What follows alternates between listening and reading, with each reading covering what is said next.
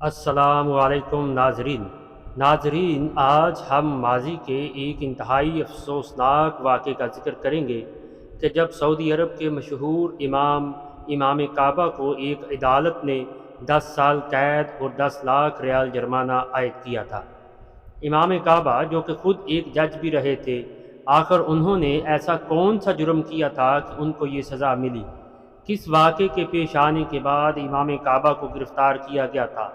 امام کعبہ کو کب اور کس نے گرفتار کروایا تھا؟ ناظرین، 22 اگست 2022 کو امام کعبہ کو 10 سال قید بامشقت کی سزا سنا دی گئی تھی۔ آل سعود کے بادشاہ سلیمان بن عبدالعزیز کی وفات کے بعد 21 جون 2017 کو ان کے بیٹے محمد بن سلیمان ولی عہد مقرر ہوئے تو انہوں نے 2018 کے شروع میں ہی اپنا ایک منصوبہ یعنی ویژن 2023 متعارف کروایا، جس کا مقصد ملک کو جدت کی طرف لے جا کر اپنے شہریوں کو ایک آزاد اور پرسکون مغربی ماحول مہیا کرنا تھا۔ ایسے منصوبے کے تحت سعودی عرب کی تاریخ میں پہلی بار خواتین کو ملازمت کی اجازت دی گئی، ان کے ڈرائیونگ لائسنس بنائے گئے، تفریحی مقامات کی اجازت دی گئی، لڑکے لڑکیوں کے اکٹھے میوزیکل کنسرٹ کروائے جانے لگے، سینما ہال کھول دیے گئے۔ ایسے قوانین بنائے گئے جس میں لڑکے لڑکیوں سے اور لڑکیاں لڑکوں سے آزادانہ تعلقات قائم کر سکیں۔ اصل میں یہ اسلام کے مرکز کو اسلام سے دور لے جانے کی ایک نہایت گھناؤنی سازش کی گئی تھی، جس کے تحت آج اسرائیلی بستیاں بھی بنائی جا رہی ہیں۔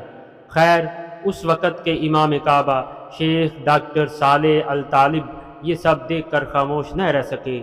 کہا جاتا ہے کہ وہ نہایت بردبار اور متحمل مزاج شخص تھے۔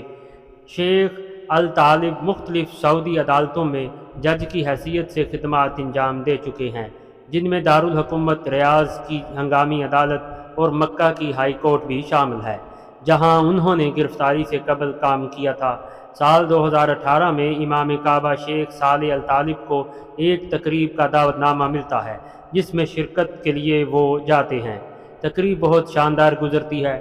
پھر اس کے بعد امام کعبہ کو ایک ایسے حال میں لے جایا جاتا ہے جہاں پہنچتے ہی وہ حیران رہ جاتے ہیں کہ وہ ایک مخلوط محفل تھی کہ جس میں لڑکے لڑکیاں چست لباس پہنے موجود تھے، سب شراب میں مدہوش تھے، اور ایسی محفل تھی کہ لڑکے لڑکوں کے ساتھ اور لڑکیاں لڑکوں کے ساتھ فحش حرکات میں ملوث تھے۔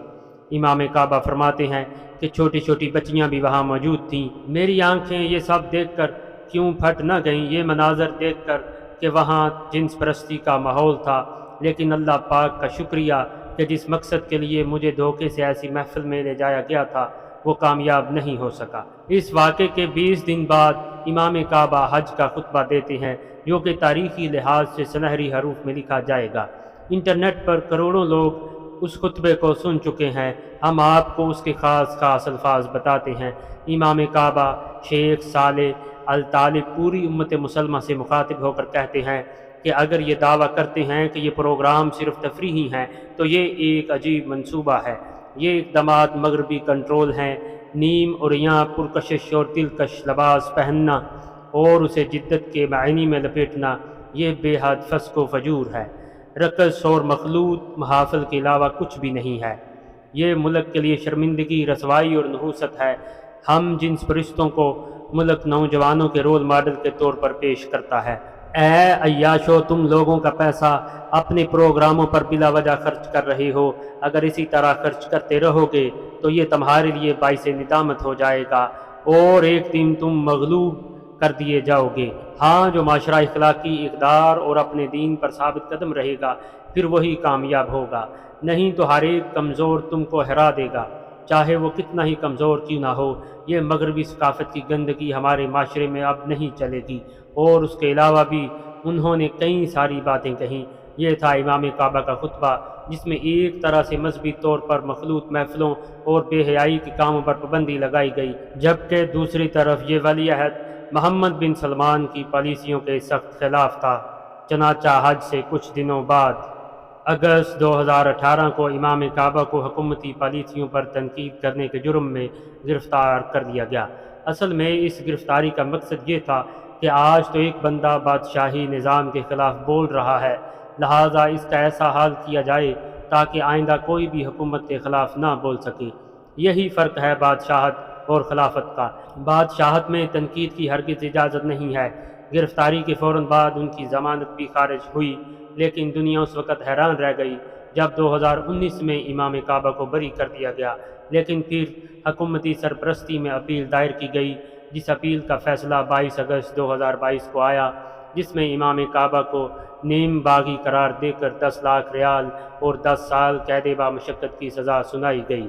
سلام پیش کرتے ہیں ہم امام کعبہ شیخ صالح الطالب کو کہ جنہوں نے نواسۂ رسول صلی اللہ علیہ وآلہ وسلم کی یاد کو تازہ کر دیا اور موجودہ حکومت کی فسق و فجور اور بے حیائی اور مخلوط نظام کو پھیلانے کی پالیسی کو ڈنکے کی چوٹ پر غلط قرار دے دیا۔ اندازہ کیجئے کہ کیسے ہمارے اسلامی نظام کو تباہ و برباد کرنے کی سازش کی جا رہی ہے۔ ہم سب جانتے ہیں کہ جیسے جیسے مسلمان اسلامی ثقافت اور معاشرتی اخلاق و اطوار سے دور ہوتے جائیں گے، ویسے ویسے ان کی تباہی قریب آتی جائے گی۔ اللہ اکبر۔ اللہ پاک ہمیں جھوٹ، کینہ، بغض، فحاشی اور برائی کے کاموں سے دور رکھے، ہمیں نبی کریم صلی اللہ علیہ وآلہ وسلم کی شریعت پر عمل درآمد کرنے والا بنا دے۔ کمنٹ سیکشن میں آمین لکھیے گا۔ اگر ہماری یہ ویڈیو اچھی لگے تو ہمارے چینل کو سبسکرائب ضرور کیجیے گا۔ اپنا خیال رکھیے گا۔ اللہ حافظ۔